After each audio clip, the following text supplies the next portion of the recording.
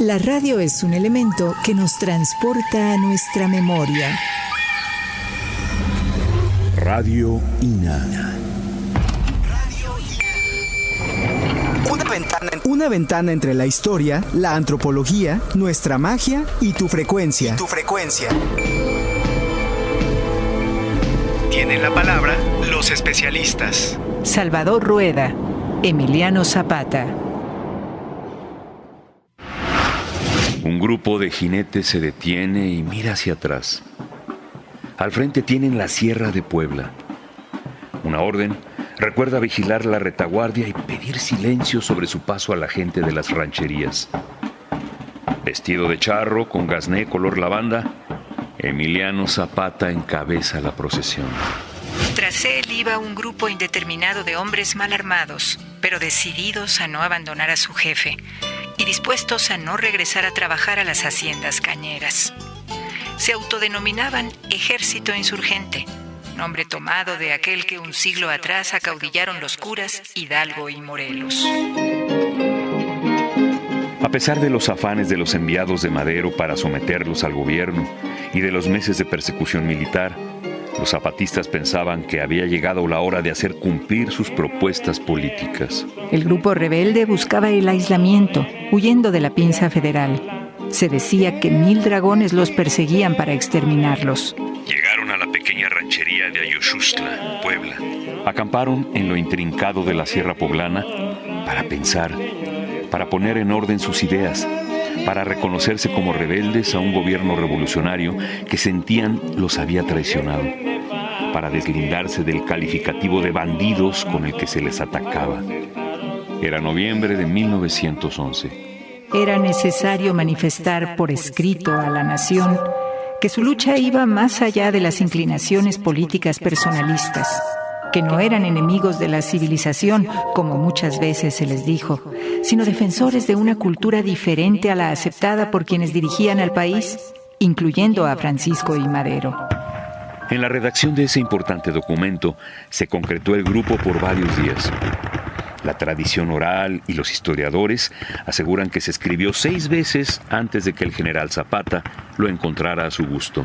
Lo acompañaban Otilio Montaño, José Trinidad Ruiz, Eufemio Zapata, Francisco Mendoza y casi una veintena de generales y coroneles. Finalmente, el 28 de noviembre de 1911, Zapata llamó a sus hombres, constituidos en Junta Revolucionaria. La memoria de los veteranos recuerda sus palabras: esos que no tengan miedo, que pasen a firmar. Se juró el documento y se tocó el himno nacional. Nació el Plan de Ayala, origen de tantas costumbres y de un vocabulario político que aún hoy, a 99 años, nos son familiares. No sin humildad comenzó el siglo XX en México. Fragmento del libro El paraíso de la caña, historia de una construcción imaginaria, de Salvador Rueda Smithers.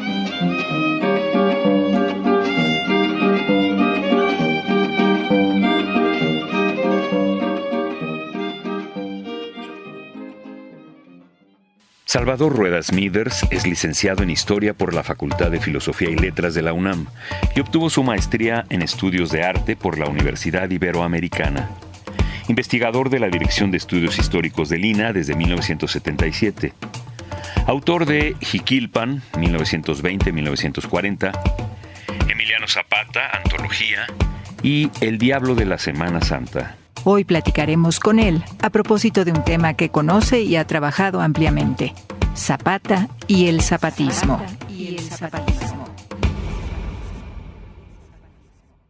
Bueno, yo quisiera empezar con un pretexto.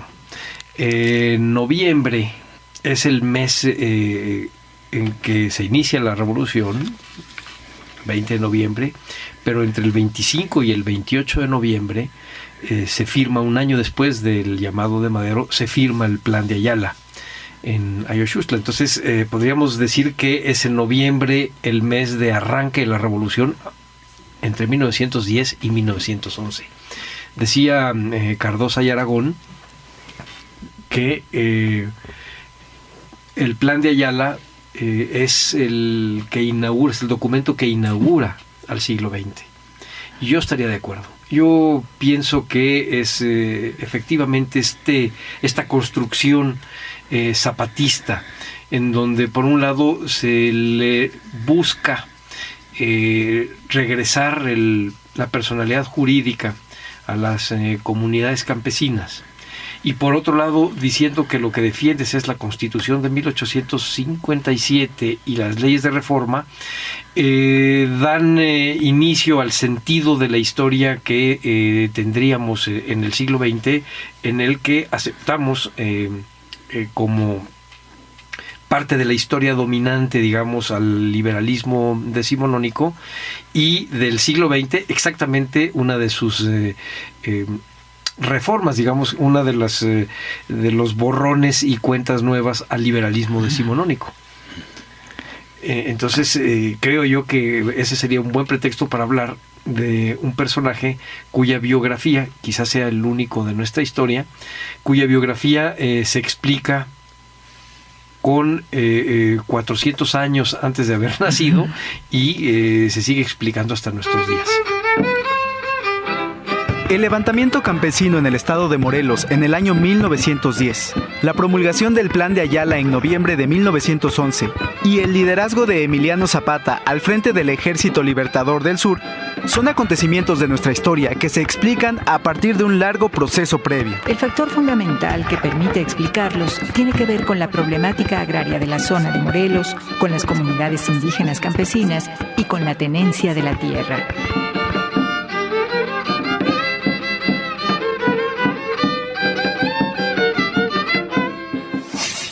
Al final de la revolución, los zapatistas se sienten triunfantes en la guerra, no tanto porque hubiesen vencido o no a su enemigo federal o carrancista, sino porque lograron que las haciendas ya no fueran los dueños de la naturaleza de Morelos. Y lo lograron perfectamente. Y el ejido se convierte en una posibilidad. Y de hecho es lo que atraviesa casi todo el siglo XX mexicano.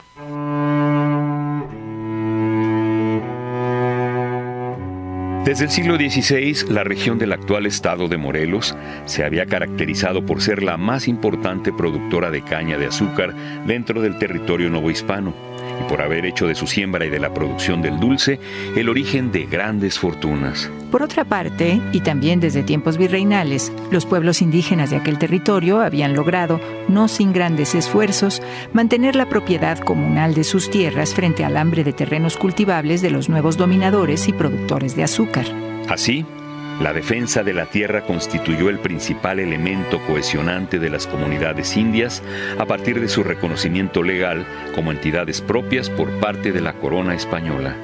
Están pensando en estos pueblos campesinos creados por el derecho castellano en las antiguas repúblicas de indios que después se mestizaron. Están pensando sobre todo en ese tipo de campesino, aquel que además sufrió pérdida, que tiene un fondo legal y que sufrió las pérdidas de esta tierra por el crecimiento de las haciendas. Durante el siglo XIX, después de la independencia, la idea liberal de igualdad de los individuos frente a la ley rompió con la existencia de las antiguas corporaciones de la sociedad novohispana con derechos y deberes específicos, entre ellas la de la comunidad y los pueblos de indios.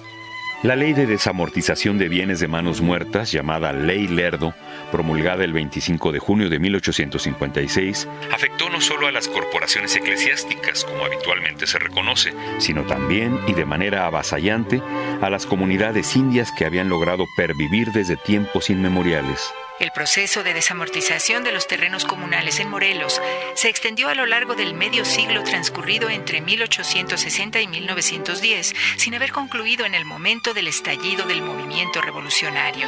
Sin embargo, los terrenos aún no sujetos a la desamortización eran sobre todo montes, bosques o pastizales sin posible utilización agrícola, y toda la superficie de cultivo y áreas boscosas sujetas a la explotación comercial estaban ya en manos de particulares.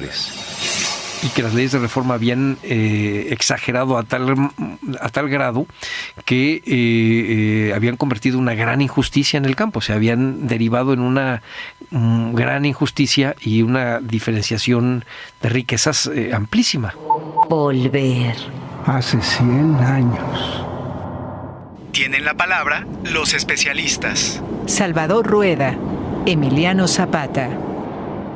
1914. Los valles cañeros de la tierra caliente del centro de México adquirieron las formas políticas administrativas que hoy conocemos cuando se fundó el Estado Libre y Soberano de Morelos en 1869 sobre un espacio que antes había pertenecido al Estado de México. En los primeros años de su existencia, el poder desmedido de los dueños de tierras y productores de azúcar se encontraba acotado por los intereses de los políticos liberales y de algunos caudillos de la zona. Pero, a partir de la ascensión de Porfirio Díaz a la presidencia, la situación se tornó absolutamente favorable para ellos debido al afán de progreso a toda costa que movió las acciones del régimen. Modernizar la producción cañera fue la consigna y el resultado, la adquisición de un control sin freno por parte de los hacendados del azúcar, que manejaron desde entonces sin límites la situación económica, política y social del Estado de acuerdo a sus propios intereses. La complicada supervivencia de los pueblos campesinos del estado de Morelos se basaba en el arrendamiento de tierras para el cultivo que cada año, al iniciarse la temporada de siembra, pactaban con los propietarios de las haciendas, los cuales, aunque no detentaban los grandes latifundios de otras regiones del país, sí dirigían complejas unidades de producción con una gran capacidad de control sobre la economía local. En Morelos no había latifundios, lo que había eran haciendas muy ricas, muy poderosas, con no muchas tierras, pero con una como unidad de producción, con una organización muy compleja y muy completa. Y estaba produciendo azúcar que hasta para exportación. Pero como contraparte, los pueblos campesinos estaban pagando más impuestos, estaban teniendo poco acceso a la tierra, estaban teniendo muchos problemas, se derivaban de la pobreza hacia la miseria a una gran velocidad. Entonces, este desequilibrio es, digamos, el que ya una vez que se vuelve visible, convierte al zapatismo en un propósito histórico. Y entonces la lucha de los zapatistas contra las haciendas y contra los hacendados se vuelve el punto central de la Revolución del Sur para entender la justicia agraria.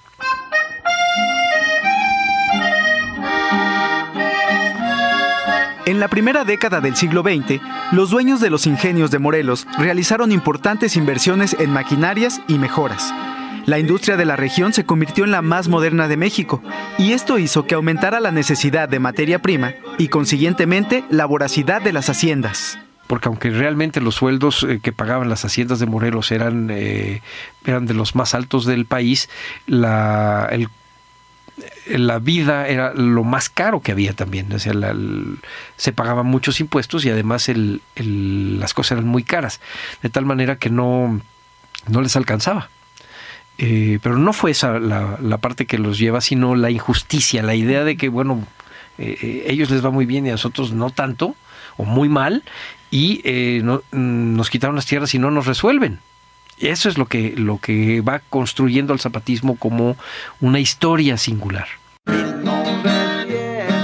En el mes de septiembre de 1909, Emiliano Zapata, joven campesino de 30 años, fue nombrado representante de su pueblo, la pequeña población de Anenecuilco, en los litigios sobre la solicitud de tierras para cultivo a la cercana hacienda del Hospital, cuya negativa al arrendamiento ponía en peligro la existencia de la comunidad y la supervivencia de sus habitantes. Ese hecho, las recientes elecciones fraudulentas en el Estado y el ambiente político nacional que comenzaba a encenderse bajo la bandera del antirreeleccionismo maderista, hicieron que en Morelos comenzara a fraguarse una historia en la que los reclamos de muchos siglos de despojos e injusticias salieron a la luz. En Anenecuilco, dijo años después el historiador Gastón García Cantú, se abre como una herida la historia del país. Pero ¿cuál era la situación del Estado de Morelos? ¿Cómo se formó la lucha del Ejército Libertador del Sur? ¿Cómo se integró y cómo rompió con la Revolución Maderista? ¿Cómo se construyó el liderazgo de Emiliano Zapata? Bueno, ahí habría que manejar algunos puntos muy, muy señalados. El primero es la aceptación de Zapata de ser el representante de su pueblo ante la hacienda para poder tener las tierras a la mano rentadas para poder sembrar. Son tierras que estaban en litigio desde hacía muchísimos años, pero los campesinos tenían, además de mucha paciencia, cuando uno lee los documentos y ve la largueza de los litigios, se da uno cuenta que tenían mucha paciencia. Y por otro lado, tenían mucha urgencia, porque cada año tenían que sembrar, y si no, se quedaban con hambre y sin muchas posibilidades incluso de migración. Entonces, con este doble ritmo de vida, Zapata, por un lado, acepta ser el representante del pueblo para seguir el litigio de sus tierras, y por otro lado, el conseguir las tierras que tienen que sembrarse, particularmente en esta temporada de lluvias. En ese momento ya se hablaba mucho del movimiento maderista, y de los movimientos, distintos movimientos antirreeleccionistas que, digamos, giraban en torno a la sucesión presidencial de 1910. En 1909 Zapata participó como miembro de un club liberal en favor de Patricio Leiva como candidato al gobierno del estado, y el candidato oficial era Pablo Escandón, miembro del Estado Mayor presidencial de don Porfirio, y un coronel de una familia aristocrática de abolengo mexicano, que evidentemente fue el señalado por don Porfirio para gobernar. En ese momento, 1909, se maneja esa elección como una elección amañada, y el mismo Madero dice, bueno, hubo problemas electorales, hubo una mala decisión política en las elecciones de Morelos, en donde se le hizo un fraude al pueblo de Morelos, porque en su conjunto eligieron o se inclinaban por Patricio Leiva, pero los electores se inclinaron por Escandón. El sistema electoral en ese momento era muy distinto al que conocemos ahora, que de hecho nace de la propuesta de Madero de sufragio efectivo, además de la no reelección. Es decir, el sufragio efectivo consistía en que cada persona era un votante.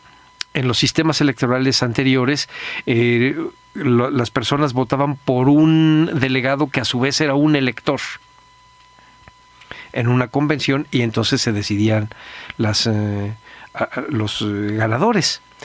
Entonces la gran mayoría del pueblo de Morelos en realidad se inclinaba por Patricio Leiva, pero por el sistema electoral los electores, y por supuesto que con la mano de Porfirio Díaz, eligieron al hacendado Pablo Escandón. Ese fue el primer momento de brinco político de Zapata conocido.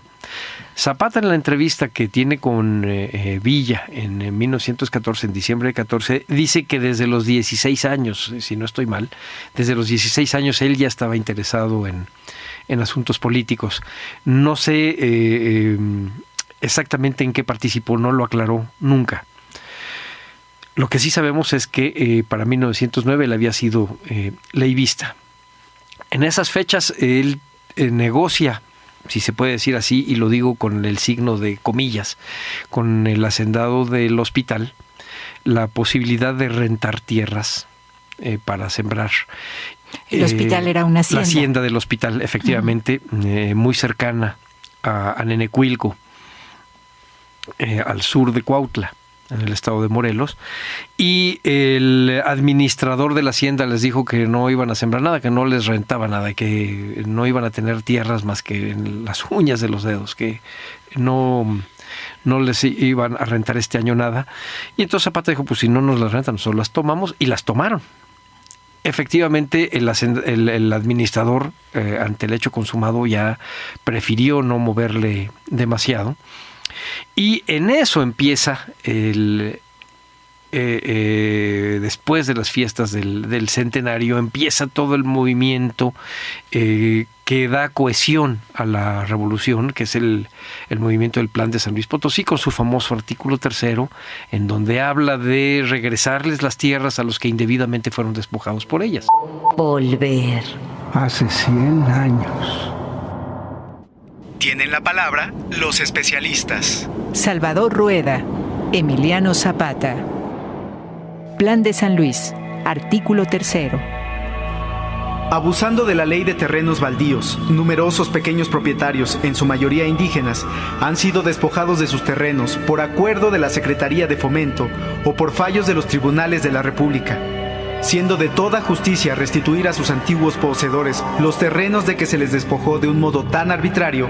Se declaran sujetas a revisión tales disposiciones y fallos, y se les exigirá a los que los adquirieron de un modo tan inmoral o a sus herederos que los restituyan a sus primitivos propietarios, a quienes pagarán también una indemnización por los perjuicios sufridos.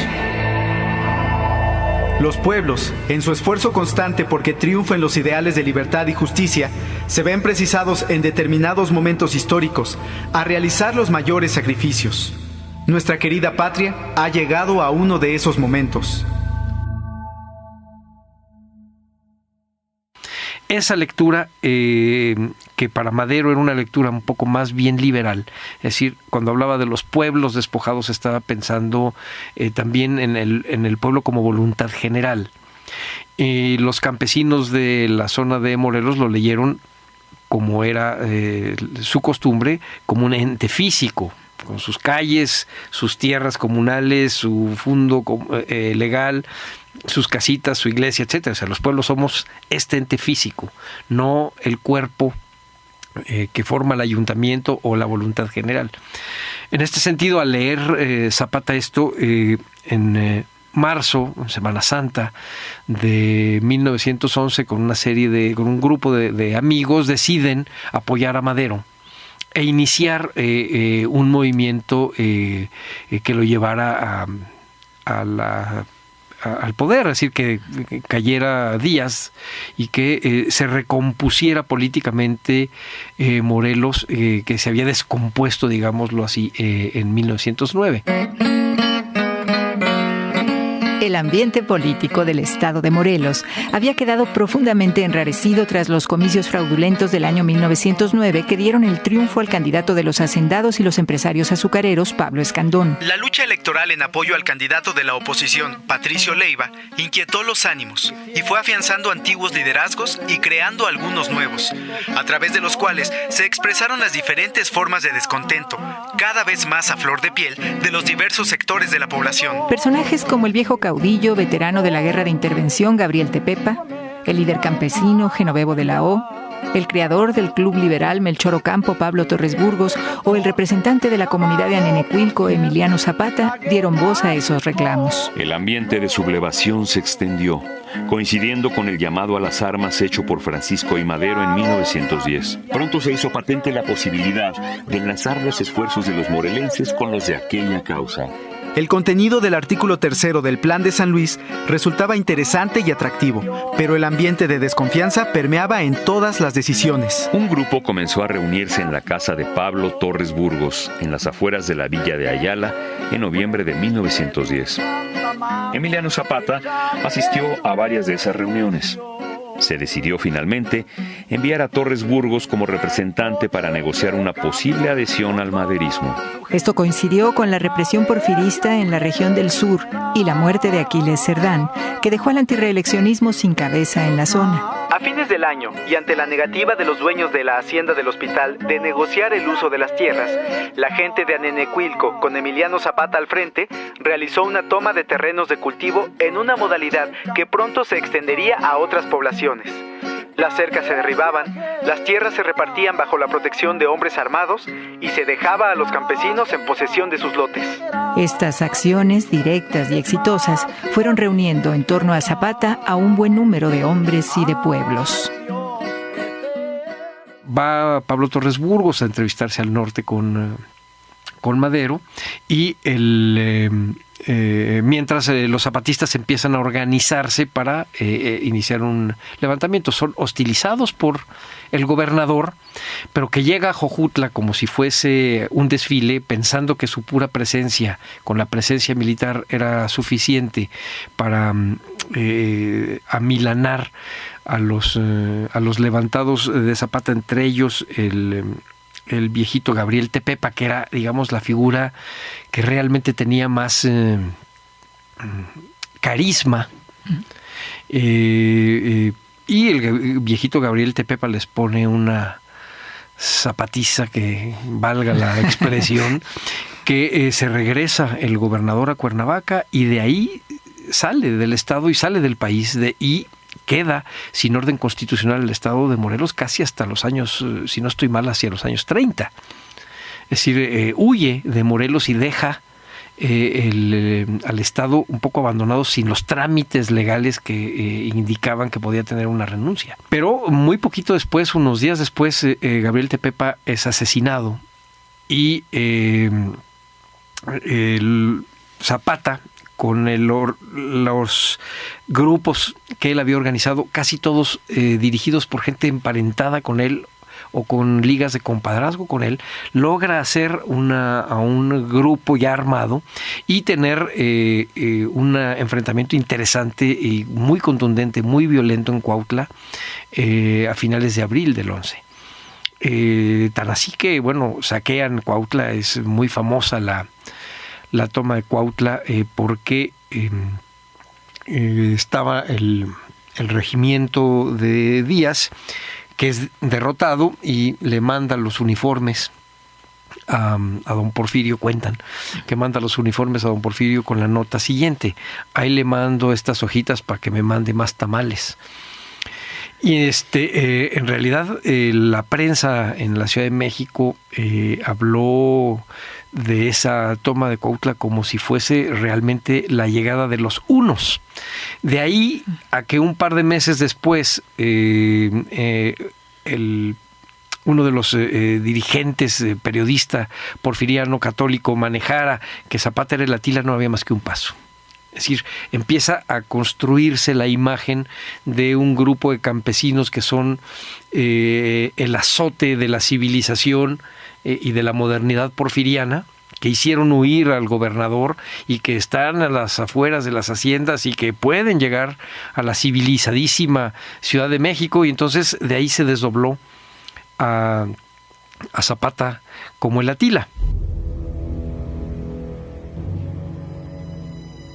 Las muertes de Gabriel Tepepa y de Pablo Torres Burgos en los primeros momentos de la lucha armada fueron haciendo más necesario y visible el liderazgo de Zapata. Además, la legendaria toma de Cuautla y las incursiones exitosas de los rebeldes sobre las poblaciones morelenses comenzaron a cambiar la visión que se tenía en otras regiones del país de los conflictos en esa zona. Ya no se trataba de problemas locales y de tomas aisladas de tierras. Ya no era un asunto fácilmente controlable. La lucha campesina del estado de Morelos comenzaba a tomar fuerza, a crecer a la par de su leyenda y a preocupar seriamente a los habitantes de la cercana capital del país. Los periódicos de la Ciudad de México publicaban textos que denostaban a los rebeldes, destacando su violencia y acusándolos con argumentos sobre todo racistas de irracionalidad y barbarie. Un fragmento de un texto aparecido en la revista Cosmos en el mes de octubre de 1912 puede ilustrar lo anterior. El movimiento de incalificable pavura que en la sociedad han provocado los últimos excesos incalificables de las chusmas zapatistas es como el amago de una futura impotencia, de un próximo estupor que puede conducir a la nación mexicana a su completa pérdida si no reacciona y se apresta a la defensa, para no ser devorada por ese monstruo de hediondas fauces que mastican restos humanos inocentes en el estado de Morelos.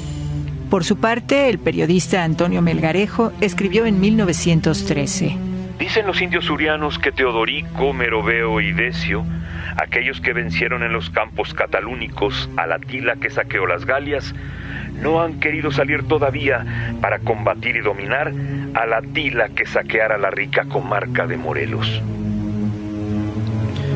Muy poco tiempo después, la situación nacional daría un vuelco con la derrota de las fuerzas militares porfiristas, la firma de los tratados de Ciudad Juárez y la salida definitiva del dictador en mayo de 1911. En los tratados de Ciudad Juárez se pactó que Díaz sería sustituido, de acuerdo con la Constitución de 1857, por su secretario de Relaciones Exteriores, Francisco León de la Barra, reconocido diplomático. La presidencia interina de la Barra tendría como principales responsabilidades llevar llevar a cabo el desarme y la desmovilización de las fuerzas maderistas y organizar nuevas elecciones, aquellas con las que meses después, por abrumadora mayoría, Francisco I. Madero llegaría a ser presidente de la República. Las fuerzas populares rebeldes que lo ayudaron a lograrlo deberían, en cambio, entregar las armas.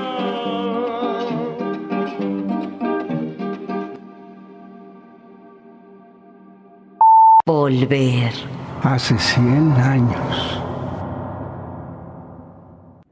Tienen la palabra los especialistas. Salvador Rueda, Emiliano Zapata. Volver. Hace 100 años.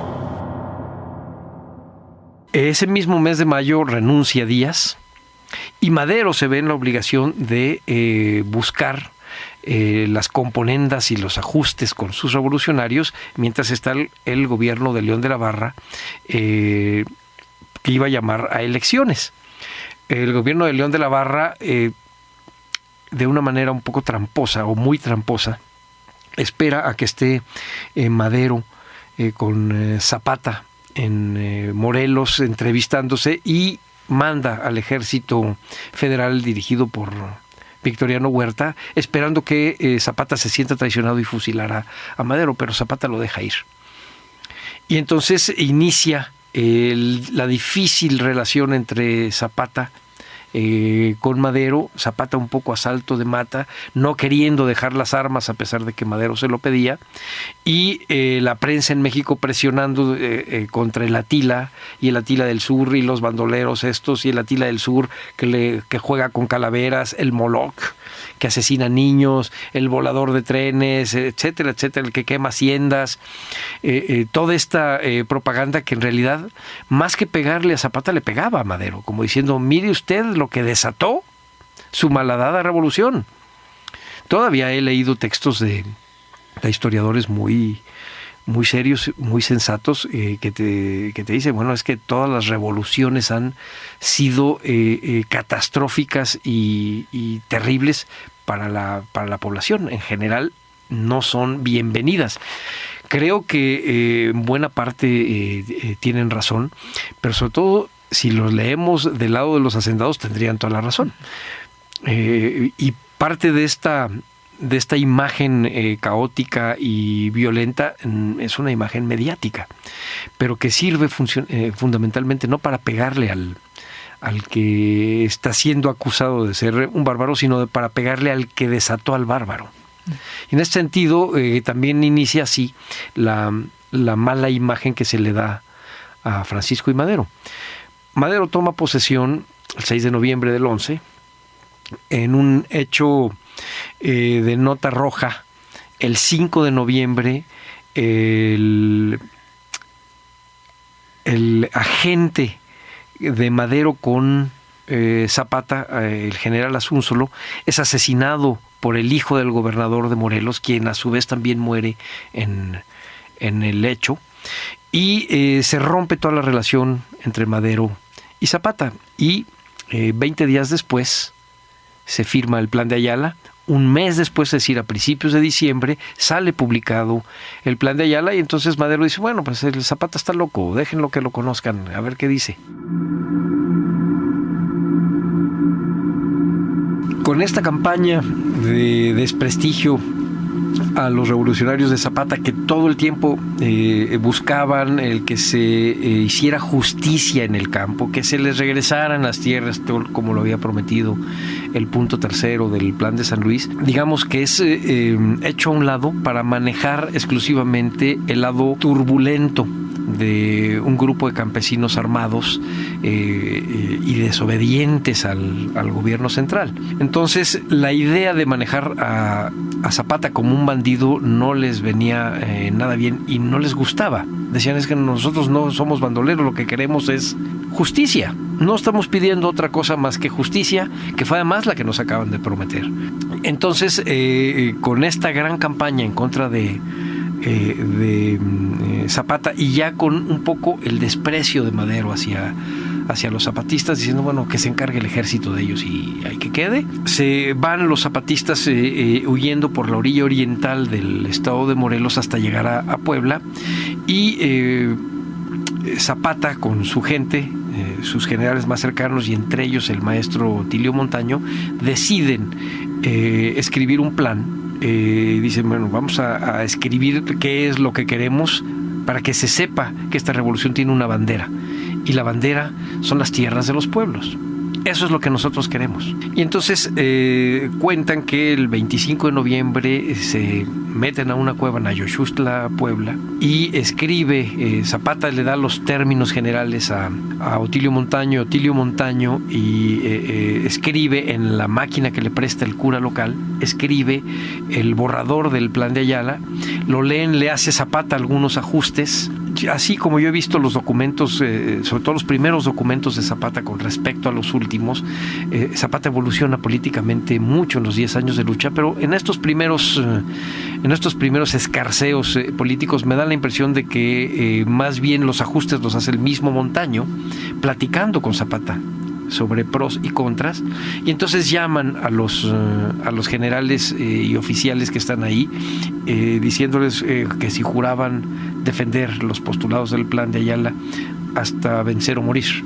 Y le ponen como lema final reforma, libertad, justicia y ley, que es un lema derivado del programa del Partido Liberal, aunque le agregan ahí alguna palabra, pero es un lema muy pensado por los zapatistas.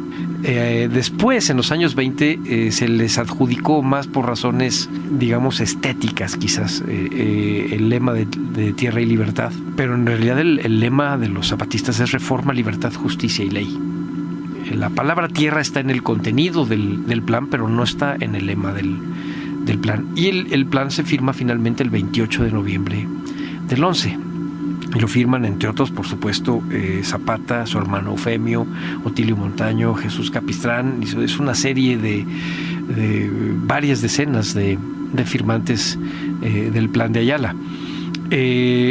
No lo firman, por ejemplo, algún otro como Genovevo de la O, que después se van a hacer zapatistas, se van a adherir al plan de Ayala, pero que lo firman como adhesión varios meses después. Plan libertador de los hijos del estado de Morelos, afiliados al ejército insurgente que defiende el cumplimiento del plan de San Luis Potosí con las reformas que ha creído conveniente aumentar en beneficio de la patria mexicana. Los que suscribimos, constituidos en Junta Revolucionaria, para sostener y llevar a cabo las promesas que hizo la Revolución de 20 de noviembre de 1910, próximo pasado, declaramos solemnemente los principios que hemos formulado para acabar con la tiranía. Primero, declaramos al susodicho Francisco I. Madero inepto para realizar las promesas de la Revolución de que fue actor. Segundo, se desconoce como jefe de la revolución al ciudadano Francisco I. Madero y como presidente de la República. Tercero, se reconoce como jefe de la revolución libertadora al ilustre general Pascual Orozco. Y en caso de que no acepte este delicado puesto, se reconocerá como jefe de la revolución al ciudadano general Emiliano Zapata. Sexto, como parte adicional del plan que invocamos, hacemos constar que los terrenos, montes y aguas que hayan usurpado los hacendados, científicos o caciques a la sombra de la tiranía y justicia venal, entrarán en posesión de estos bienes inmuebles, desde luego, los pueblos o ciudadanos que tengan sus títulos correspondientes a estas propiedades, de las cuales han sido despojados por la mala fe de nuestros opresores, manteniendo a todo trance, con las armas en la mano, la mencionada posesión. Séptimo, en virtud de que la inmensa mayoría de los pueblos y ciudadanos mexicanos no son más dueños que del terreno que pisan, sufriendo los horrores de la miseria sin poder mejorar en nada su condición social, ni poder dedicarse a la industria o a la agricultura, por estar monopolizadas en unas cuantas manos las tierras, montes y aguas, por esta causa se expropiarán previa indemnización de la tercera parte de esos monopolios a los poderosos propietarios de ellas, a fin de que los pueblos y ciudadanos de México obtengan ejidos, colonias, fundos legales para pueblos o campos de sembradura o de labor, y se mejore en todo y para todo la falta de prosperidad y bienestar de los mexicanos. Pueblo mexicano, apoyad con las armas en la mano este plan y haréis la prosperidad y bienestar de la patria. Justicia y ley.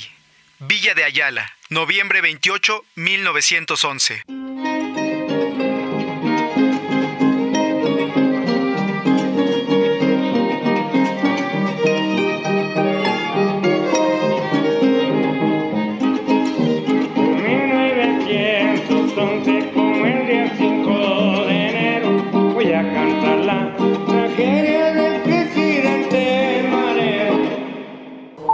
Volver. Hace 100 años. Tienen la palabra los especialistas. Salvador Rueda, Emiliano Zapata. En 1912 se da cuenta Madero que algo está funcionando mal en el estado de Morelos y la guerra que están llevando a cabo los federales no está resolviendo realmente nada y de hecho ya está afectando incluso a los hacendados. Y entonces Madero forma la Comisión Nacional Agraria, dirigida en este caso por Patricio Leiva, el antiguo candidato al gobierno, y él hace un estudio haciendo una serie de encuestas sobre si existe o no un problema agrario en Morelos. El resultado es que sí existía el problema agrario en Morelos, es lo que le dice Leiva a Madero, y que la resolución es, bueno, no podemos transigir con los zapatistas, pero sí podemos hacer los ajustes de reforma agraria que se requieran para que los campesinos dejen las armas, empiecen a regresar a los pueblos y dejen a Zapata solo.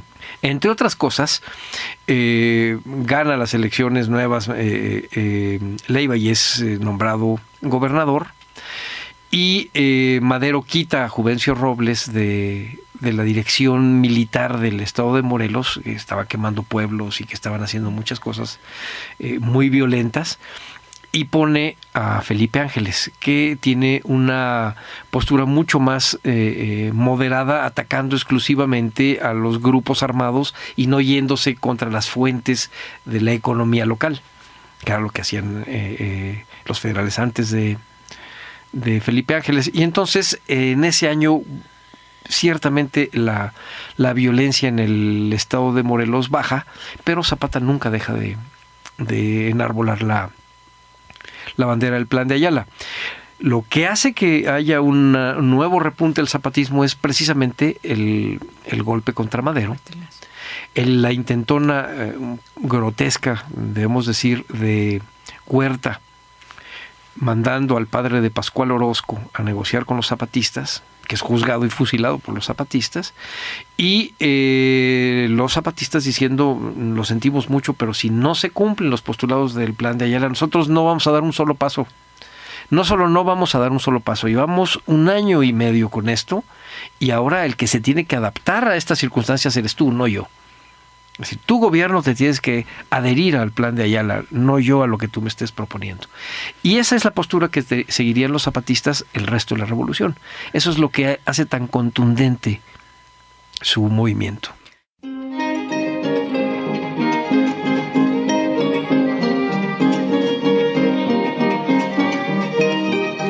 Cuenta la leyenda que Zapata le dijo a Madero, mire, usted ahí tiene ese reloj. Si yo se lo quito y me quedo con él, y andando el tiempo un día me ve usted, y yo se lo quito armado, usted me lo tiene que dar. Pero andando el tiempo, un día usted está armado y me dice, quiero que me regreses mi reloj. ¿Tendría razón o no? Y Madero le dice, sí, tendría razón. Exactamente es lo que estamos viendo nosotros. A nosotros nos quitaron las tierras, pero ahora tenemos las armas y estamos exigiéndole al que nos la quitó que nos la regrese. ¿Tenemos razón o no? Entonces, con esa anécdota a los historiadores nos ha quedado claro que finalmente lo que está detrás de la exigencia de los zapatistas, porque es una leyenda entre los zapatistas este relatito, lo que queda detrás es una postura intransigente con respecto a la administración de la justicia. Y yo estaba hablando de la paciencia de los campesinos. Bueno, la paciencia se les acabó y por eso los campesinos pacíficos de 1909 para atrás, en 1911 se desdoblan en guerrilleros totalmente intransigentes y con una postura única contra todos los gobiernos que hubo hasta 1920. En febrero de 1913 las cosas vuelven a tomar un nuevo rumbo en el panorama nacional, a partir de un intento de golpe del antiguo hombre fuerte del norte de México, Bernardo Reyes, y de Félix Díaz, sobrino del dictador, para derrocar al presidente Madero. Reyes muere en la primera refriega a las puertas de Palacio Nacional y finalmente Tras una serie de negociaciones secretas llevadas a cabo en la embajada norteamericana, el general Victoriano Huerta asume el mando de los golpistas, ordena el asesinato de Madero y el vicepresidente José María Pino Suárez y se convierte en el nuevo presidente de la República. Las fuerzas revolucionarias agrupadas en torno a Madero en 1910 se organizarán ahora para luchar contra el huertismo bajo una nueva bandera, el Plan de Guadalupe, promulgado el 26 de marzo de 1913, y una nueva dirigencia, la del antiguo reyista Venustiano Carranza. Pero ¿qué pasa con Zapata y sus fuerzas frente a esta coyuntura? Su distanciamiento con Madero y sus enfrentamientos contra su gobierno crearon expectativas confusas en torno al papel que asumirían. El movimiento, sin embargo, se mantuvo leal a sus planteamientos y seguro de sus acciones. ¿Cuál fue finalmente su reacción y cuál la importancia de su posición estratégica cercana a la capital del país? El historiador Salvador Rueda nos comenta al respecto. Hubo un par de sucesos que, digamos, indican la confusión política del primer momento. Uno de ellos es la rendición del general del Tuerto Morales con Huerta, y que además fue ultra publicitada por la prensa de la Ciudad de México, de que ya los zapatistas estaban aceptando a Huerta, y el Tuerto Morales regresa a Morelos para tratar de negociar la paz entre Huerta y, bueno, el gobierno de Huerta y los zapatistas. Es fusilado también.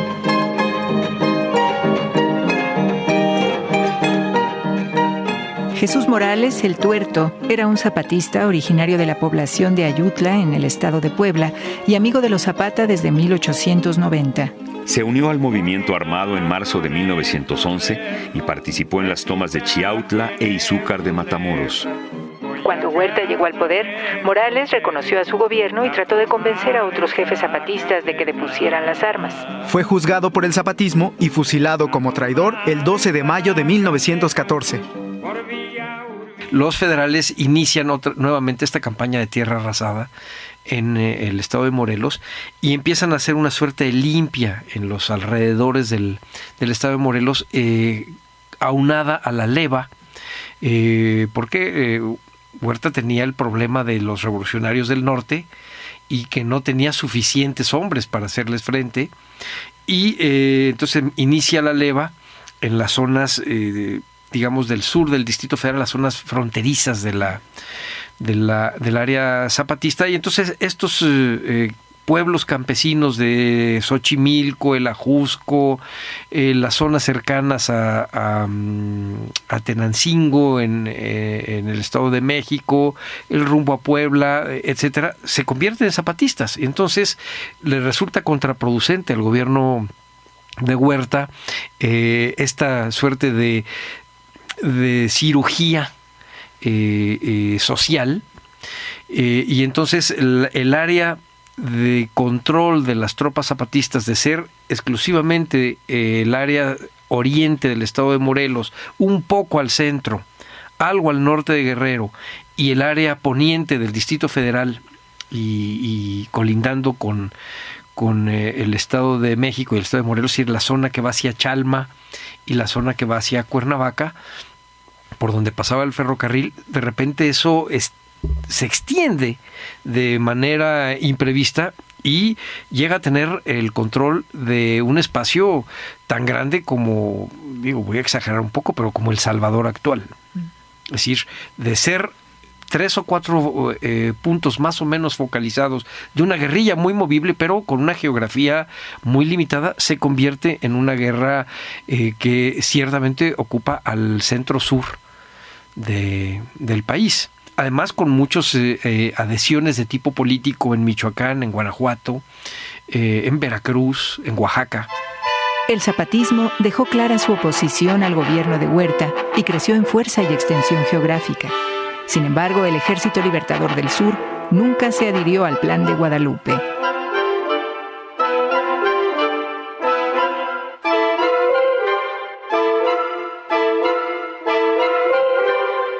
Volver. Hace 100 años. Tienen la palabra los especialistas. Salvador Rueda, Emiliano Zapata. Los zapatistas siempre fueron fieles al Plan de Ayala. Siempre. El Plan de Guadalupe tiene su propio esquema de línea política, de líneas políticas, su propia agenda política, no social. No está incluido el asunto de las tierras. Y de hecho, en 1914, cuando hay un acercamiento entre los constitucionalistas y los zapatistas, entre los constitucionalistas estaba Antonio Villarreal, por ejemplo, que era un hombre con un gran prestigio político de los opositores a don Porfirio. Estaba el doctor Atl. Los zapatistas le dijeron, sí, pero quien se tiene que ajustar a los lineamientos del Plan de Ayala es usted. Quizás porque digamos, una de las dificultades estribaba en que las entrevistas fueron hechas en la zona limítrofe entre el Distrito Federal y el Estado de Morelos. Y claro, los zapatistas ahí dijeron, bueno, la guerra de aquí la ganamos nosotros, no ustedes. Y entonces quienes se tienen que ajustar a lo que nos estamos pidiendo son ustedes a nosotros.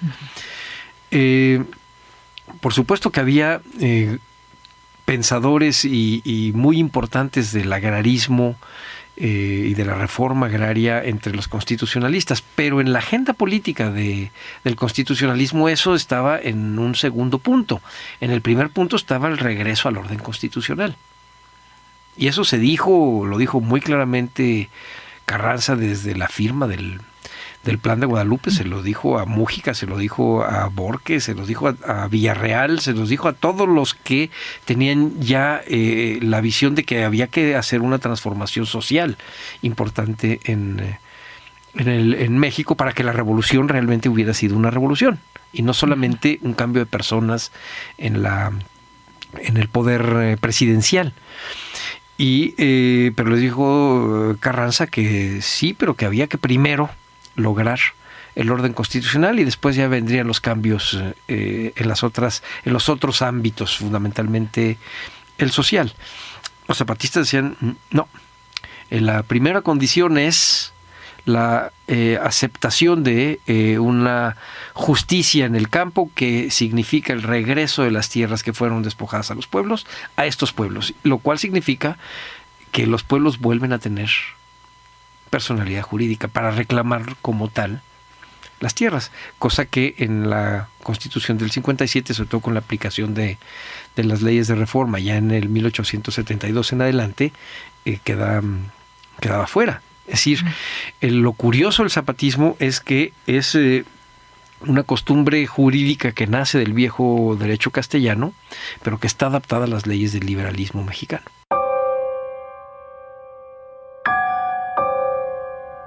Esto ya había sido advertido incluso por gente como Luis Cabrera, que estaba del lado de los constitucionalistas y que es el que organiza, digamos, la línea agraria del carrancismo y el que redacta la ley del 6 de enero de 1915, que siempre se ha pensado que fue hecha como reacción. Bueno, he leído algunos historiadores que dicen que fue redactada como reacción al Plan de Ayala para arrebatarles bandera. Yo pienso que es un poco exagerado decirlo así. Luis Cabrera desde 1910 está hablando del regreso de la figura del ejido del viejo derecho castellano como una de las formas de hacer justicia en el campo en las zonas donde fueron despojados. Estamos hablando de más o menos un año antes de la firma del Plan de Ayala. Perdón, no de la firma del Plan de Ayala, perdón, de la reunión de Zapata con sus compañeros y amigos para aliarse al plan de San Luis Potosí. Es decir, estamos hablando de abril de 1910. Los zapatistas se reúnen en marzo de 1911. Es decir, realmente Luis Cabrera es un hombre con una gran visión política y después no acepta, después ya andando los años, no acepta el desdoblamiento que hubo de la propuesta de la ley del 6 de enero a una política nacional, pero eso ya es ya es otra historia. La ley del 6 de enero fue promulgada en esa fecha del año 1915. Fue redactada por Luis Cabrera, abogado poblano, exreyista y principal asesor de Venustiano Carranza. Al parecer, lo asesoró Andrés Molina Enríquez, abogado, sociólogo e historiador, autor del libro Los grandes problemas nacionales. Su verdadero nombre es Ley que declara nulas todas las enajenaciones de tierras, aguas y montes pertenecientes a los pueblos, otorgadas en contravención a lo dispuesto en la Ley del 25 de junio de 1856. Su gran importancia radica en que representa la primera manifestación clara y pública del carrancismo en torno al problema del despojo de tierras a los pueblos. La gran violencia que ejerce el ejército federal huertista, con Maldonado, con Cartón, etcétera, entre 1913 y 1914, no debilita el zapatismo, sino que lo fortalece. Después de la toma de Chilpancingo, los zapatistas quedan efectivamente como triunfadores en la zona centro-sur, Distrito Federal, Estado de México, una parte de Puebla, el Estado de Guerrero y por supuesto Morelos. Y entonces eso los posiciona políticamente muy bien.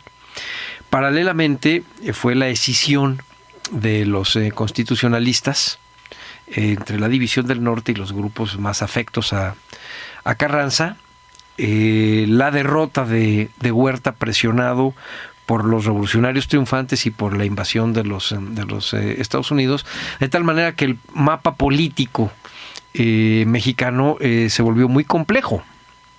Y una vez que renuncia Huerta, que no llamó a elecciones, sino que tiene que hacer una entrega del país y que decide entregar militarmente el país a los constitucionalistas afines a Carranza, lo que te está proponiendo es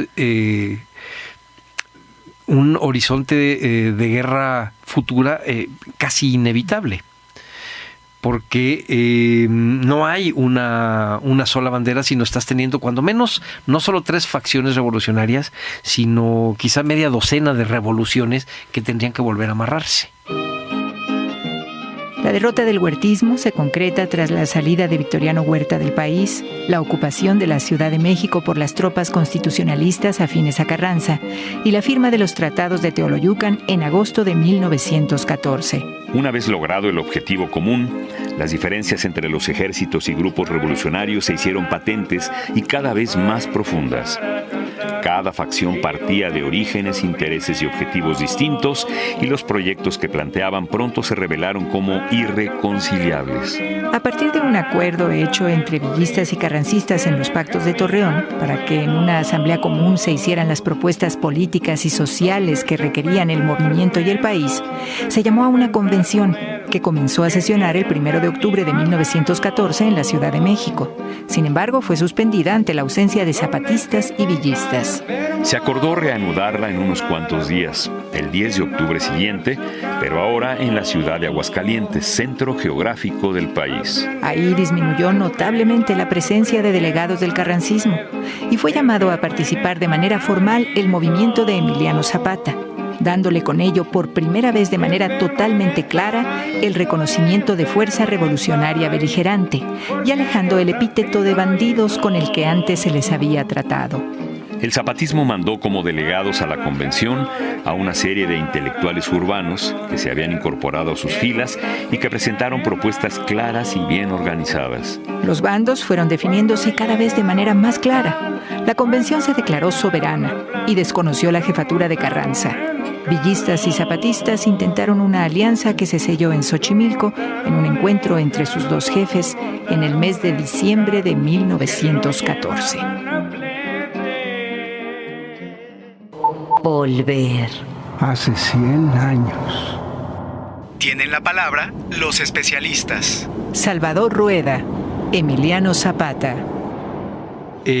Uno de estos intentos es la Convención de Aguascalientes, pero ahí mismo en la Convención de Aguascalientes no hay arreglo entre Carranza y Villa, y además llaman a los zapatistas como un tercer grupo beligerante, lo cual le da ya totalmente la legitimidad a Zapata, y con eso terminaría la leyenda negra que fue construida desde 1911 esta que les digo de la Tila del Sur, para darle la legitimidad de beligerante político, y van los delegados políticos a Aguascalientes y se unen con los villistas, y evidentemente los zapatistas, la propuesta agraria de los zapatistas en un amplio grupo de revolucionarios campesinos tiene eco.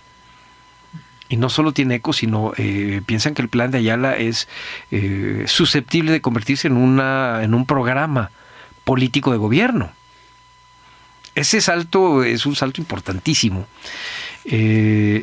Aunque quizás en la práctica había que definirse todavía muchas cosas, entre otras el territorio de la misma guerra, desde el punto de vista ideológico sí era un salto muy importante, porque cambiaba la mentalidad de los mexicanos con respecto al campo en ese momento.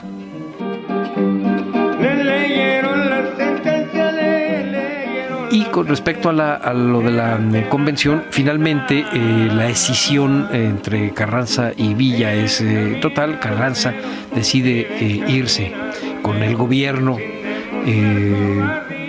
constituido él como primer jefe, encargado del Poder Ejecutivo, se va a Veracruz, y entonces es cuando llegan los villistas y los zapatistas a la Ciudad de México y desdoblan a la Soberana Convención la Soberana Convención de Aguascalientes en el gobierno de la Soberana Convención. Se les llamaban los convencionistas, y gobiernan México entre fines del 14 y fines del 15. Un poco después de la derrota de Villa en el Bajío, poquito antes de mediados del 15, de todos modos el gobierno convencionista, itinerando en las zonas zapatistas, sigue lanzando manifiestos y leyes y decretos muy, muy avanzados, ya sin posibilidades reales de practicarse a nivel nacional, porque la guerra ya se había decidido de uno de los lados. ¿Cómo fue la relación del zapatismo con el villismo? Esas dos facciones de origen popular que confluyeron en la Revolución Mexicana y que intentaron unir sus intereses. ¿Qué capacidad real había de unir esos dos movimientos? El historiador Salvador Rueda nos dice al respecto. Bueno, la historia dice que no había mucha capacidad real. Había simpatía, ciertamente, había deseos de que los dos ejércitos populares pudiesen formar una alianza que sustentara un gobierno legítimo que reconstruyera al país. En la realidad estamos hablando de una revolución y de guerra, en donde el control del territorio para la guerra era muy importante. Y entonces ahí sí viene la primera gran diferencia de pensamiento. Zapata finalmente, al buscar la administración de la justicia, lo que quiere es armar un gobierno. Y arma un gobierno en el estado de Morelos, parte del estado de México, parte del DF y Guerrero. Un gobierno que lleva adelante una reforma agraria, de acuerdo al plan de Ayala. Es decir, los pueblos que traían sus papeles, y sobre todo lo que llamaban ellos las mapas, volvían a retrasar los linderos, le quitaban a las haciendas las tierras que la hacienda no pudiese comprobar, lo cual no quiere decir que desaparecían las haciendas. De hecho, los zapatistas echan a andar muchas haciendas para la producción sobre todo de alcohol, que se vendía para tener ingresos que favorecieran a la revolución, pero arma finalmente Zapata esta posibilidad de gobierno en la zona zapatista, mientras que Villa, un hombre mucho más hecho al calor de la guerra, lo que está intentando es controlar los puntos neurálgicos desde el punto de vista militar, que después le pudiesen se le pudiesen volver en zonas de control y de dominio absoluto. Por eso es más o menos fácil seguir la ruta de Villa, tanto por los caminos, el viejo camino real al norte, el de la Ruta de la Plata, o las líneas férreas, pero también con los nuevos puntos, que son las zonas petroleras. Pero al ser derrotado militarmente, Villa se va al norte y entonces quedan aislados los dos movimientos, ya sin posibilidades reales de crear una paz que llevara a la discusión de la reforma revolucionaria que ambos grupos estaban proponiendo. Entonces el que gana, que es Carranza, es el que tiene esa posibilidad, y por eso el llamado al constituyente a finales del 16. En mayo de 1916, el gobierno de la Convención se disuelve y se hace patente el triunfo de las fuerzas carrancistas en la guerra de facciones. El historiador Salvador Rueda nos cuenta lo que pasó con el zapatismo a partir de esos acontecimientos. A partir de 1916, los carrancistas, dirigidos por Pablo González, ocupan el estado de Morelos y van ocupando fundamentalmente ciudades, caminos, y van desmantelando los ingenios azucareros. No tanto porque alguna vez yo llegué a leer a alguien que decía que por cierto afán depredador por parte de los carrancistas. No lo creo. Yo creo que otra vez es la guerra la que explica las cosas. Por un lado, los zapatistas habían echado a andar a los ingenios, con lo cual tenían ellos una entrada de dinero, un sustento económico importante.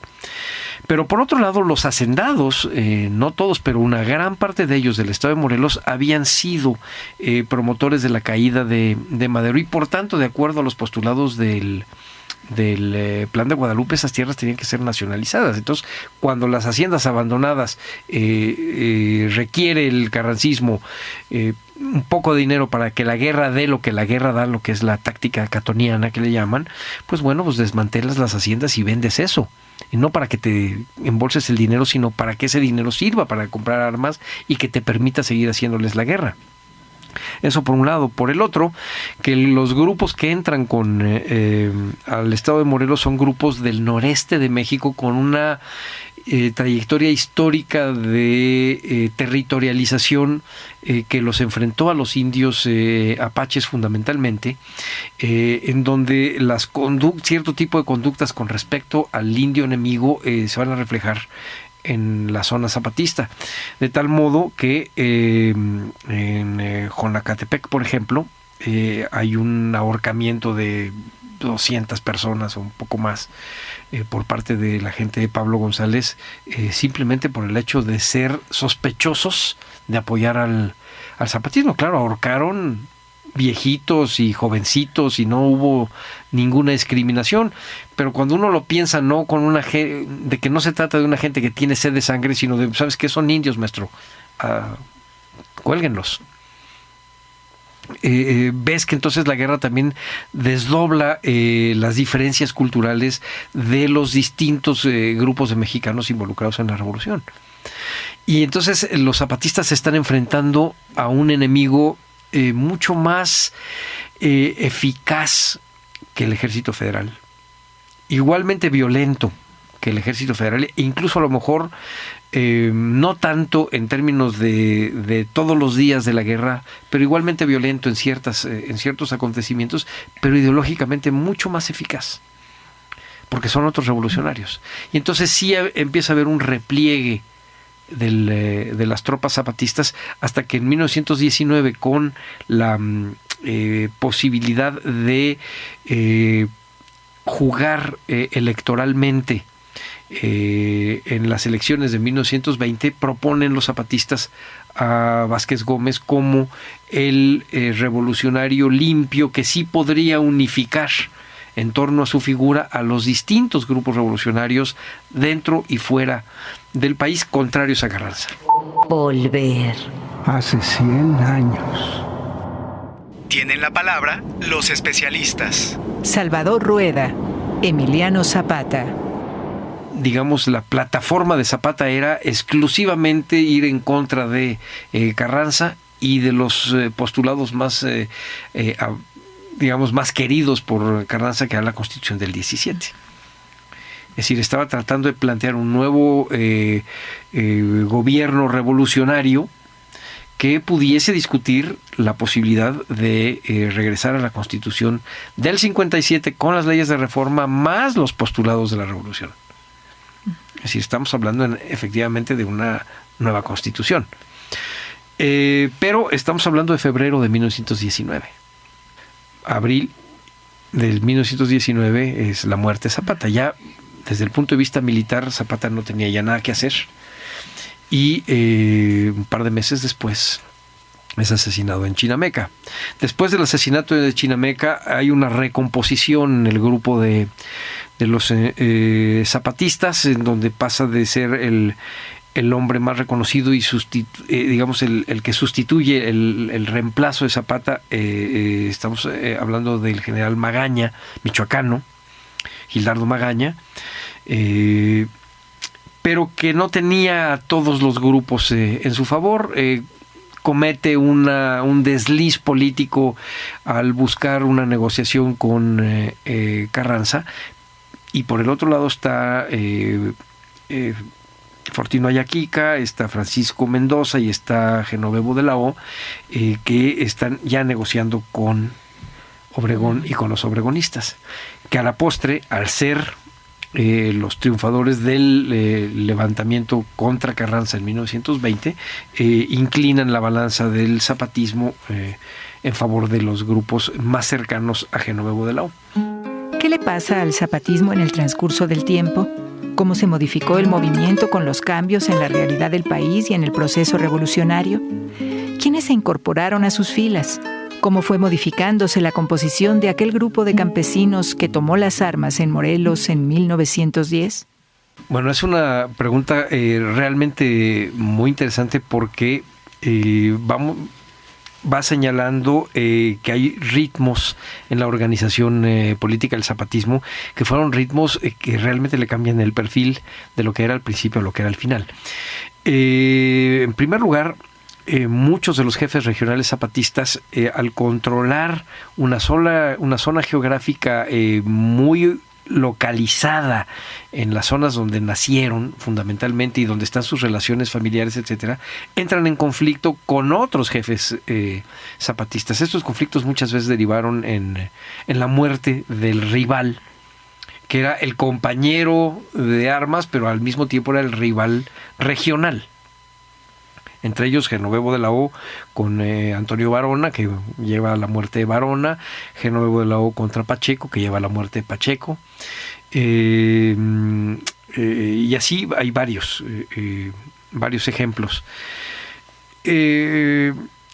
Por otro lado, hay una serie de incorporaciones a partir de 1913, con la persecución de Huerta a ciertos grupos opositores, sobre todo universitarios y de clases medias, y van a dar unos al carrancismo y otros al zapatismo. Entre los que van a dar al zapatismo están los antiguos anarcosindicalistas, pero van estudiantes de medicina, por ejemplo, con el doctor Cuarón, y ahí va Gustavo Vaz y el doctor Olivera y varios otros connotados médicos. Van ingenieros, entre ellos Marte R. Gómez.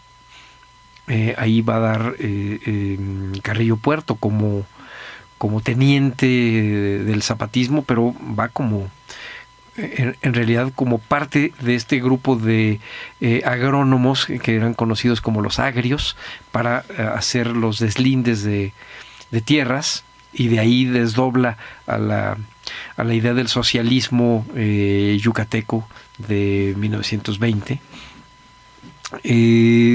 Van algunos militares o de formación militar, como Ángel Barrios, que es quien intenta darle una estructura y una ordenanza al ejército zapatista para tratar de evitar efectivamente que haya encimamientos en zonas de influencia territorial que causaban los problemas de los que hablé hace un ratito, y intenta definir las áreas de control de cada uno de los campamentos y de los jefes regionales.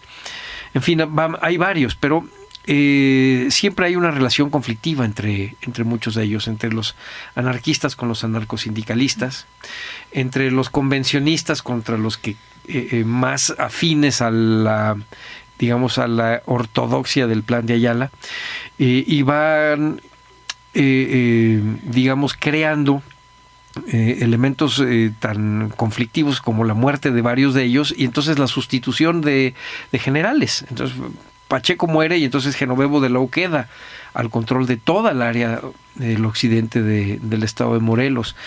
Muere Eufemio Zapata también por una cuestión de rivalidades internas y de venganzas personales, y entonces queda como jefe, uno de los jefes de esta zona.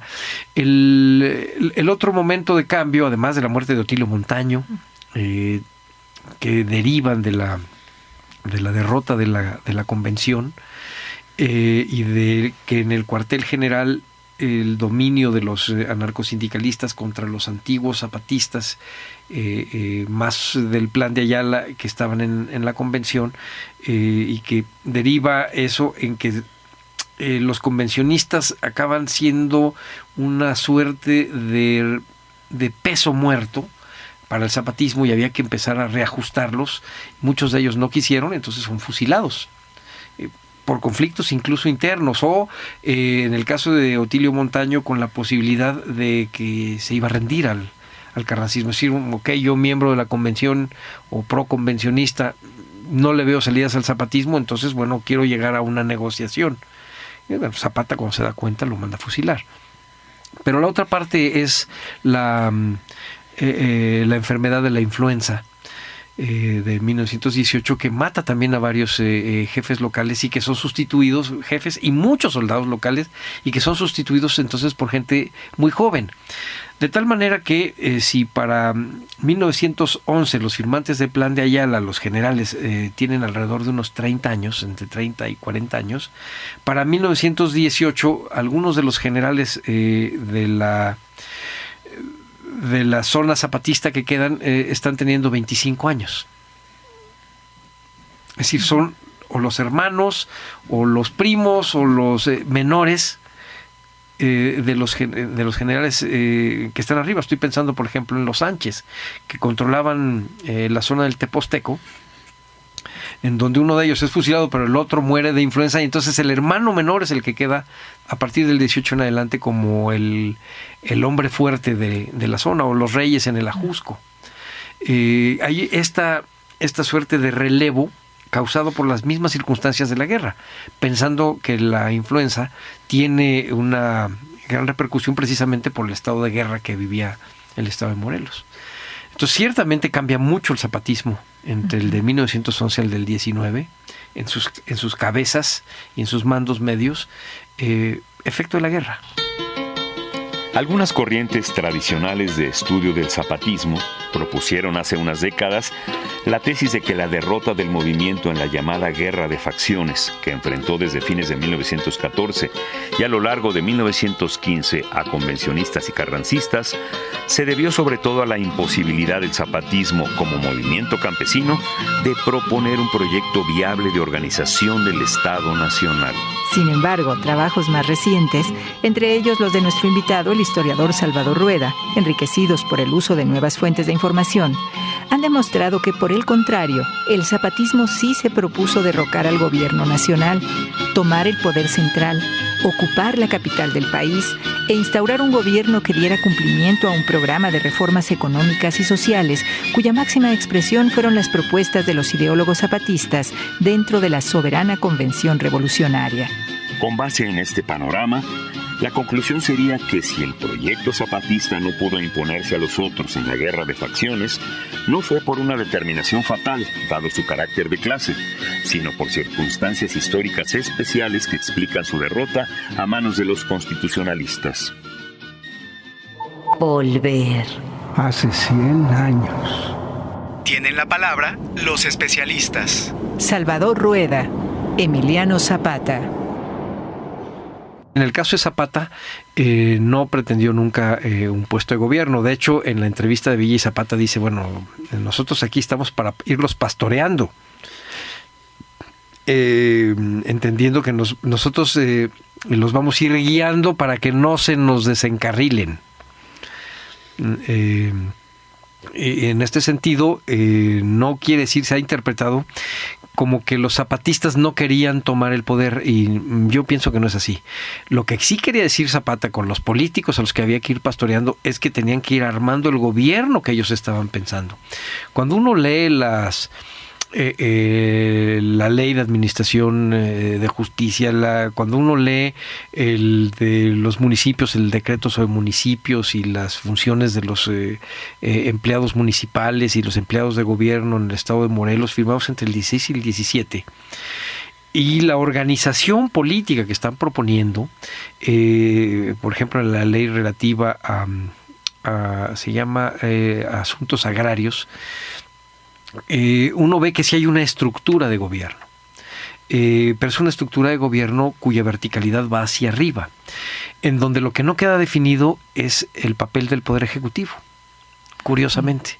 Es decir, se parece mucho más al viejo derecho castellano y a esta línea de Suárez del siglo XVII de que la fuente del poder radica en los ayuntamientos, y que de ahí se va delegando a las instancias más altas. Se parece mucho más esa línea zapatista que a cualquier otro modelo político moderno. Entonces queda muy bien definido el de los comités y de los consejos de ayuntamientos, primero en cada uno de los ayuntamientos, después en cada uno de los distritos en donde se agrupan los ayuntamientos, después el estatal, en donde están los delegados por distritos, y cómo ellos derivarían leyes hacia el legislativo estatal y después al legislativo nacional para indicarle al Poder Ejecutivo lo que tiene que hacer. Es decir, es una verticalidad hacia arriba, en donde en realidad el Poder Ejecutivo no es más que un operador. No tanto porque lo tuvieran muy bien definido, sino exactamente porque no lo definieron. Lo que les interesaba era definir la base del poder, y eso lo hicieron perfectamente. Sí existe un modelo de gobierno zapatista, es un modelo de gobierno más parecido pues al que se deseaba, porque tampoco era tal cual, al que se deseaba en la España de los Habsburgo del 16, en donde le derivaban al rey el poder de hacer todas las cosas, pero que los ayuntamientos eran cuerpos independientes. Y en ese sentido, por ejemplo, esta visión no moderna podría ser una de las razones por las cuales el poder de Venustiano Carranza, con otra línea de funcionamiento, con una búsqueda muy clara del poder central, fuera finalmente tomando protagonismo y dejando fuera de la acción política estos grupos? Yo no estaría tan seguro, en primera, que no fuera tan moderna. Yo la veo muy moderna en el sentido en que la geografía que estaban administrando ya está manejada como una geografía absolutamente republicana. Lo que no es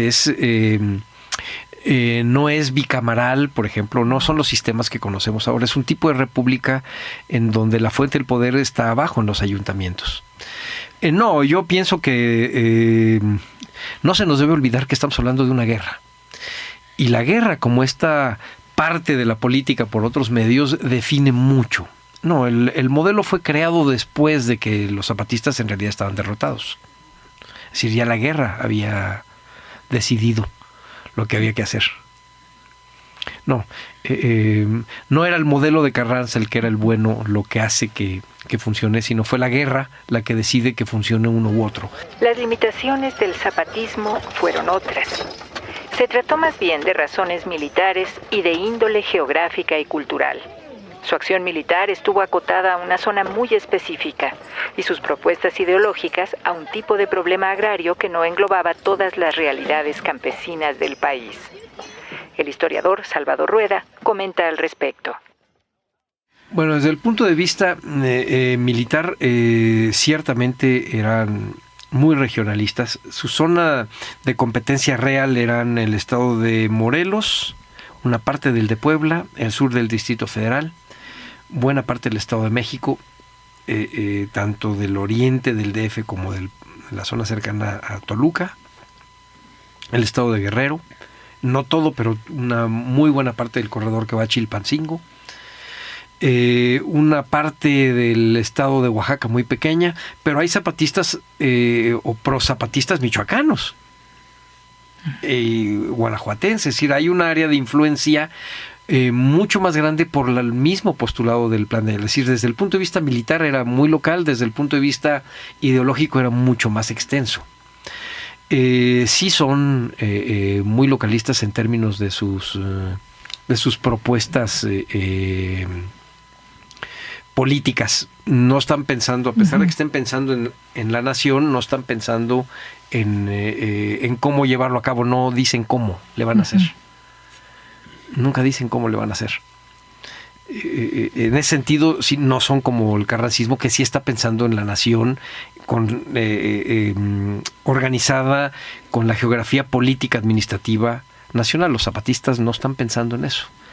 Sí creo yo que ahí el caudillismo de Zapata es eso, es un caudillismo y por tanto es muy regional. En ese sentido creo que sí es razonable pensar que ahí hay un límite muy claro. Por otro lado hay un límite cultural también. Las propuestas del Plan de Ayala son propuestas, si se me permite ser un poco extremoso, muy mesoamericanistas. Es decir, no están pensando en la manera de ser y de organizarse políticamente del norte de México. Están pensando en estos pueblos campesinos creados por el derecho castellano en las antiguas repúblicas de indios que después se mestizaron. Están pensando sobre todo en ese tipo de campesino, aquel que además sufrió pérdida, que tiene un fondo legal y que sufrió las pérdidas de esta tierra por el crecimiento de las haciendas. Entonces también ahí hay un límite cultural. Una parte importante del trabajo de investigación del historiador Salvador Rueda en torno al zapatismo tiene que ver con la recopilación de testimonios orales de los antiguos combatientes. Esta veta, posible para los acontecimientos y personajes no muy lejanos en el tiempo, abre para el historiador una experiencia nueva, enormemente enriquecedora. A partir de ella, a partir de su cercanía a los protagonistas sobrevivientes, le pedimos al historiador Salvador Rueda que nos diga cómo era Emiliano Zapata, cuál es el retrato que hace el investigador de ese hombre rodeado de historia y de leyenda. A mí me ha tocado algunas veces dibujarlo, pero dibujo, digamos, lo que me dictan los que lo conocieron, tanto de un color como del otro. Entonces he manejado alguna vez el asunto de la leyenda negra y del Moloch y de esta caricatura muy famosa donde está haciendo malabares con calaveras y en donde cuando está montado en su caballo va aplastando niños y etcétera. Y después también la otra leyenda que lo va pasando de ser el caudillo padre que puede resolver los problemas de tanto de los individuos como de los pueblos, a esta línea petrificadora del héroe oficial. Si tratáramos de regresar a Zapata, a su estatura humana, yo diría que es un hombre como cualquier campesino de carácter fuerte, un hombre al que en realidad lo que le gustaba eran las tardes en paz, estar en el campo, pero que sentía la gran responsabilidad de resolverle a los demás lo que los otros le delegaron. Un hombre que le gustaba echarse un trago, ir a los toros, discutir de política local, discutir de política nacional, tener amigos y enemigos y tener gente que te cae bien y que te cae gorda. Estamos hablando de un ser humano común y corriente. Pero lo que a mí me queda muy claro es que era un hombre muy inteligente, porque de ser, como lo vemos en los primeros escritos en 1911, un poco localista, empieza él a entender las cosas que están pasando en el país, se empieza a involucrar, a tener opiniones de otro tipo, a ver pros y contras con algún tipo de decisiones, y sin dejar de ser el campesino que gustaba de tener atardeceres en paz, sí evoluciona a un pensamiento político mucho más complicado, en donde sí ve pros y contras con apoyar a un candidato contra el otro, sí ve pros y contras en hacer una posible unificación entre todos los revolucionarios contra Venustiano Carranza, pero que en esa unificación estoy hablando de los revolucionarios y no de los contrarrevolucionarios, que también los tenemos aquí a un lado y no les hacemos caso.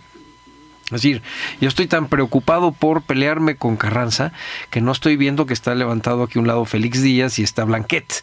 Pero esos por ahora no son nuestro problema, ya lo resolveremos. Ahora nuestro problema es Carranza, y entonces a los revolucionarios de buena fe los llamamos para hacer este tipo de cosas, para apoyar al candidato Vázquez Gómez, para iniciar una discusión sobre el por qué no a la Constitución del 17 y sí a la del 57 con las leyes de reforma más los agregados de la Revolución. Si uno lee esto de la Constitución del 57, las leyes de reforma más los agregados de la Revolución, en realidad estamos casi viendo la Constitución del 17. Y lo sabía muy bien Zapata. Lo que él buscaba era crear un nuevo espacio de constituyentes. Era un hombre que políticamente se hizo muy, muy maduro para 1919. Uno lee sus últimos documentos firmados sobre el gobierno de 17 a 19, sobre las formas de gobierno y sobre el funcionamiento del órgano de propaganda revolucionaria y las declaraciones buscando alianzas con el resto de los revolucionarios, y encuentra uno a un hombre que tiene una visión política de lo que está pasando muy clara. Volver. Hace 100 años. Tienen la palabra los especialistas. Salvador Rueda, Emiliano Zapata. ¿Cómo entonces explicar la muerte de Zapata? ¿Cómo darle sentido a la aparentemente burda emboscada de Chinameca que le tiende Jesús Guajardo y que le costó la vida el 10 de abril de 1919? Zapata no se retira, nunca. Él nunca deja de ser beligerante. De hecho, la manera como muere es pensando en hacerle campaña a Carranza, porque Guajardo lo que le promete, el Guajardo es Jesús, el coronel Jesús Guajardo, que había sido, que en ese momento pertenecía a las fuerzas de Pablo González, el constitucionalista que estaba dominando militarmente Morelos. Pero hay un desacuerdo público entre Guajardo y Pablo González que pareciera que dibujaba a Guajardo como un posible opositor a Carranza. Esta imagen es manejada por Guajardo con Zapata, diciéndole que él podía apoyar al zapatismo. Nunca dice que se va a volver zapatista, eso hay que tenerlo en cuenta. Él dice que puede ir al norte para conseguir armas y pelear contra Carranza desde Morelos. Pero no quiere decir que Guajardo se volviera carrancista. Entonces, que se vuelve. Y ahí es donde uno puede conjeturar que en realidad estaban discutiendo sobre definirse como obregonista o como gonzalista ante las elecciones que ya se venían. Entonces, pareciera ser que Zapata está entre los llamados que hace a los revolucionarios de buena fe. Obviamente está hablando en términos muy generales, pero con a un destinatario absolutamente claro. Y uno de esos destinatarios claros era Vázquez Gómez, pero el otro era Álvaro Obregón. Cuando habla de los revolucionarios de buena fe, pues sí, está pensando en Felipe Ángeles, está pensando en Vázquez Gómez, pero ellos están en Estados Unidos. Está hablándole a Álvaro Obregón. Y el Obregón le respondería, digamos, de una manera sesgada a los zapatistas un año después. Por eso podemos conjeturar que sí había algún trato ya con Zapata. El chiste es que Guajardo dice que él puede apoyar a los zapatistas con armas, y es por eso que Zapata confía en él y cae en la emboscada que le preparan en Chinameca. Es decir, Zapata era un hombre naturalmente desconfiado. Al parecer esta es una trampa muy burda. y resulta menos burda cuando piensas que Guajardo le dice que es obregonista. Y entonces Zapata dice, bueno, en el llamado que estoy haciendo a los revolucionarios de buena fe está este señor Guajardo, vamos a tenerle un poco de confianza. Fue fatal esta confianza. Pero un año después, con el levantamiento de Agua Prieta contra Venustiano Carranza y el golpe de Estado que se hace a Venustiano Carranza, Obregón, en lugar de ir hacia el norte, que es donde estaba esperando que fuera Carranza y para agarrarlo, Obregón lo que se va es detrás de las filas zapatistas y no solo es bienvenido, sino protegido por gente como Genovevo de la O. Una vez que muere Carranza y entra Obregón a la Ciudad de México, entra con Genovevo de la O del lado derecho. Y en 1920 ya hay un gobernante en Morelos zapatista, pero que acepta la Constitución del 17. Los postulados del Plan de Ayala, pero con la rectificación que al caso vaya de acuerdo a la ley del 6 de enero del 15 y la Constitución del 17. Y entonces los zapatistas están adheridos al obregonismo y de ahí en adelante fueron siempre ya progobiernistas.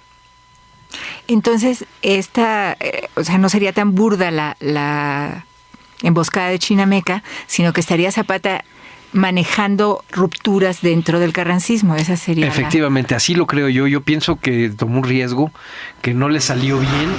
En términos militares, el zapatismo fue derrotado. Fueron otros los que tomaron el poder central y decidieron los destinos de la nación. Sin embargo, los viejos zapatistas sobrevivientes hacían, hace apenas unos cuantos años, un balance positivo de su lucha y de su experiencia. Al final de la revolución, los zapatistas se sienten triunfantes en la guerra, no tanto porque hubiesen vencido o no a su enemigo federal o carrancista, sino porque lograron que las haciendas ya no fueran los dueños de la naturaleza de Morelos. Y lo lograron perfectamente. Y el ejido se convierte en una posibilidad. Y de hecho es lo que atraviesa casi todo el siglo XX mexicano. En Morelos, un grupo de campesinos, en su mayoría analfabetas, se levantó en armas y abanderó su movimiento con un documento claro y preciso en materia de justicia agraria, el Plan de Ayala, y lo defendieron hasta las últimas consecuencias. Con la rebeldía zapatista, nació y creció a lo largo de 9 años de lucha buena parte del vocabulario político moderno sobre el campesino, el indio y el asunto agrario en México. El efecto de esa lucha a mediano plazo fue el final de las haciendas y la presencia, hasta entonces inédita, del campesinado como interlocutor del Estado mexicano. La lucha zapatista, finalmente, cambió la manera de ser y de estar en el mundo de muchos hombres que, como decía Felipe Ángeles en 1917, solo buscaban un pedacito de felicidad. A mí me gusta más la idea de pensar que alguna vez Zapata dijo que él desde hacía muchos años no había tenido más techo que su sombrero y que las estrellas cuando dormía, y que está enterrado en la tierra, que nomás fue el lugar por donde él peleó. Me gusta mucho más esa idea que el que acabe en un mausoleo tan extraño como el monumento a la revolución. Quizá los acontecimientos históricos que realmente afectan el destino de los hombres y de las naciones tienen un origen humilde, simple, a lo largo de oscuras jornadas apenas advertidas. El pudor de la historia, diría Jorge Luis Borges, corre un velo que mantiene en secreto el porqué de su influencia determinante y, no menos asombrosamente, el porqué de la no menos constante necesidad de explicaciones distintas. La rebeldía zapatista en marzo de 1911 es uno de esos raros pero definitivos acontecimientos. Salvador Rueda. Yo siento que la figura de Zapata es simbólicamente eficaz porque manda a un hombre de carne y hueso el principio esperanza. Es decir, la posibilidad de que la justicia pueda existir. La posibilidad de que no tienes por qué quedarte callado, de rebelarte con razones, y de rebelarte incluso violentamente, pero con razones. de que la historia no tiene por qué ser siempre la de los ganadores, sino es la de todos. Entonces hay un símbolo que es muy eficaz porque dibuja el tamaño de tu esperanza. Es decir, los problemas nunca se terminan, la utopía tiene límites, pero cada generación tiene la posibilidad y el derecho de dibujar el mundo que quiere. Ese creo que es el significado de la figura de Zapata para los mexicanos, para todos, los del norte, los del sur, los de todos lados. El Instituto Nacional de Antropología e Historia llevó hasta ti Las voces, el debate, la experiencia. Jueves de charla en Radio INA. Jueves de charla en Radio INA. Te esperamos la próxima semana para charlar con otro de los personajes que le dan vida a la institución. Jueves de charla en Radio INA. Conaculta, Instituto Nacional de Antropología e Historia. Las opiniones y comentarios aquí expresados son de entera responsabilidad de quienes proporcionan la información y no representan necesariamente las opiniones de Radio INA ni comprometen el pensamiento editorial del Instituto Nacional de Antropología e Historia.